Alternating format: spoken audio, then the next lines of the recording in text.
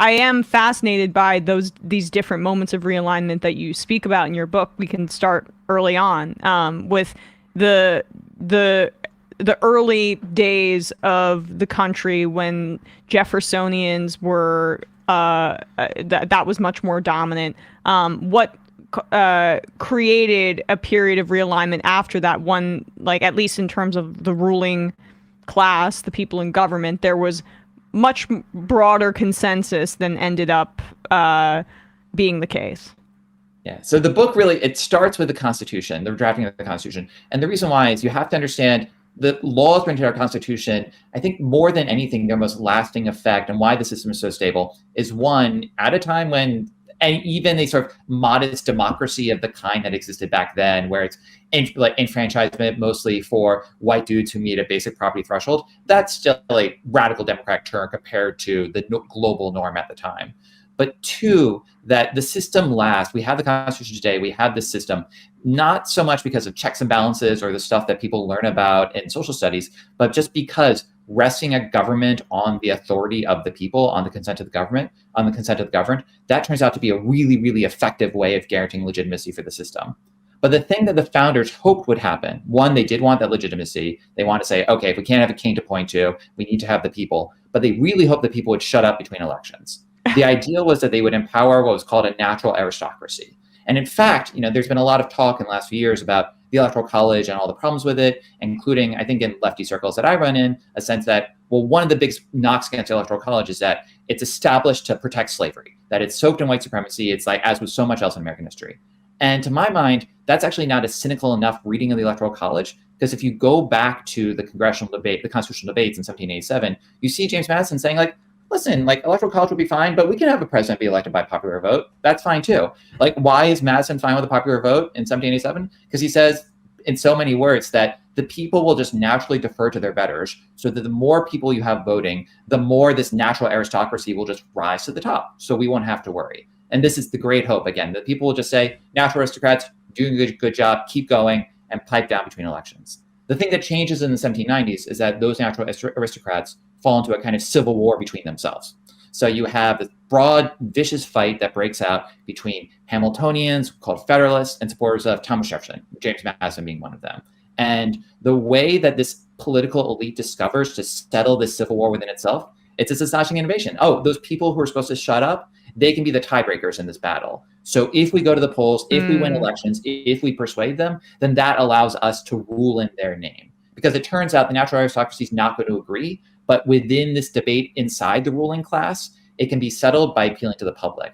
Now, the great thing that will happen over the next 200 years is that the conversation opens up beyond that ruling class, but that initial first step is so important for setting the stage for what's to come.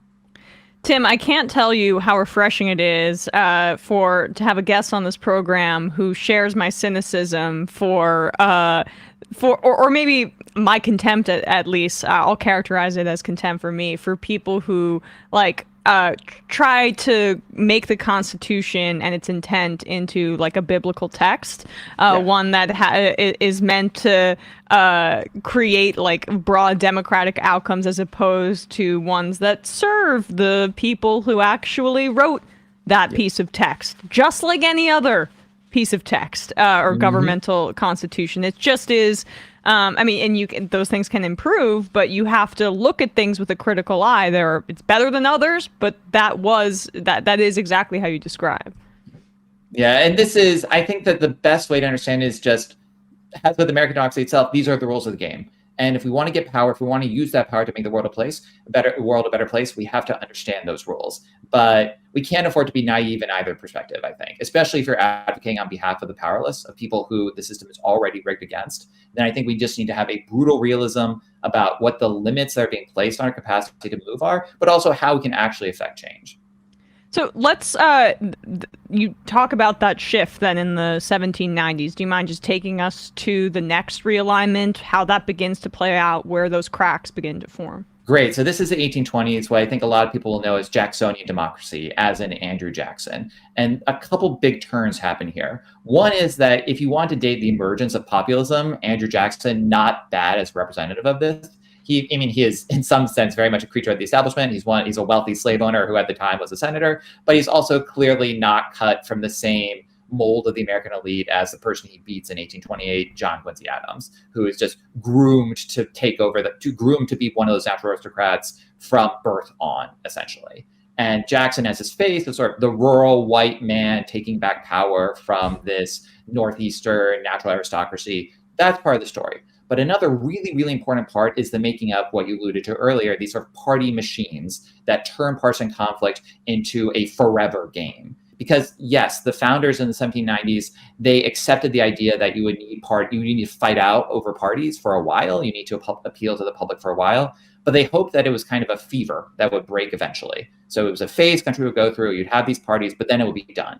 Now, the great innovation that not so much Andrew Jackson, but this contingent of partisan operatives and maneuverers. Martin Van Buren is someone who's kind of forgotten today, but it's sort of the Karl Rove of the 1830s and of the Jacksonian era. He's the guy pulling the strings behind the scenes. He's the one who says, among others, that, all right, if we want to win for the long term, and he thinks of himself as a kind of defending the people. He says, like, oh yeah, I want to take on that Hamiltonian ghost. He sees himself as a Democrat in the Jeffersonian tradition. But he says, what we need to do if we're going to win is to have these permanent party machines, and we need to build a national majority. And the key thing for building that national majority is basically getting New York and Virginia, which are the two biggest states in the country at the time. We need to get both of them into the same camp, which means focusing on these issues where we can build a broad alliance of white guys, and therefore also keeping slavery out of the conversation as much as possible, because that is the one thing that's guaranteed to blow out the system.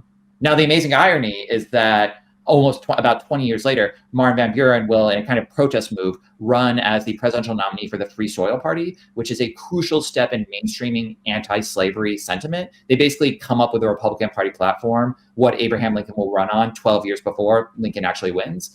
But that transition from Jacksonian democracy to this anti-slavery political revolution, weirdly, a coalition that's built so much out of defending white male supremacy ends up contributing to undermining it in the most profound way. And the national appeal element, right, where you're trying to build a broad coalition, on its face, I feel like a lot of people would say I'm on board with that, right? But do you mind just expanding a little bit more on what perverse incentives that created, in addition to, the slavery piece that you just described? It just all makes hard choices across the board, so that when you are trying to build a coalition, you always have to think about what its purpose is going to be. And you have to recognize that there's never one national majority out there waiting to be made.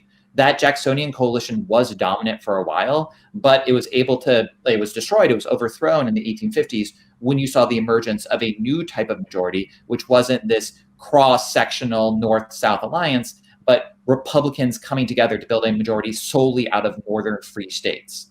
But what happens when you do that is inevitably that means you're pushing some issues to the foreground, some issues to the background. And one issue that Martin Van Buren was very concerned about in his dying days when he sees the Civil War erupting, something that he opposed, was that he fears that with the triumph of this anti-slavery cause, that the sort of class struggle that he saw himself as a kind of participant in, that's going to go to the back burner. Now, there were lots of Republicans in 1860s who thought, no, by overthrowing the slave power in the South, we'll do the most that we can to defend economic equality across the country. But the great tragedy of the 19th century is that out of this extraordinary triumph of abolition, Civil War, emancipation, and this sort of short-lived experiment in multiracial democracy called Reconstruction, that lasts for a while, but it ends really quickly. So that by the 1880s, the country, which had seemed as if it was on the path to such a better place circa 1865, has dead-ended between the Gilded Age and Jim Crow. And this sort of next turn of the wheel, if the story of Jacksonian democracy ends with kind of an unexpected hope with the Civil War, the story of this radical Republican moment ends with just this brutal tragedy of Jim Crow and the Gilded Age.